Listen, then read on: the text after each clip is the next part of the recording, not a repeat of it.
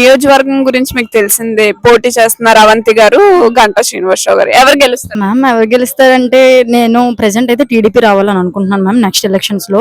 ఎందుకంటే present Janasena, TDP and తర్వాత BJP ముగ్గురు కలిపి ఒకటయ్యారంటే ఏంటి, ఏపీని డెవలప్ చేద్దామని. కాకపోతే ఏంటంటే పథకాలు మనకి ఇస్తున్నారా, డబ్బులు మనకి ఇస్తున్నారా, ఇదంతా కాకుండా మన డెవలప్మెంట్ ఏ గవర్నమెంట్ వస్తే డెవలప్మెంట్ అవుతుంది, యూత్ కి ఏ గవర్నమెంట్ వస్తే నోటిఫికేషన్స్ వస్తుంది అనేది నా కోరిక మేడం. కాకపోతే మీరు ఏం చేయాలి అంటే గాయం చేసి మందు రాస్తే గాయం మర్చిపోయినట్టు మొత్తం దోచేసి పథకాలు ఇచ్చేస్తే ఎలా అండి?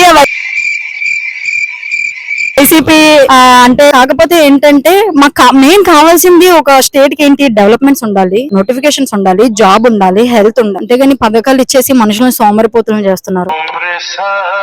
సో నేనేమంటున్నానంటే నేను ప్రజలందరికీ ఒకటే కోరుకుంటున్నా, సో ఆలోచించి ఓటేయండి. నెక్స్ట్ గవర్నమెంట్ చంద్రబాబు నాయుడు గెలిపించండి.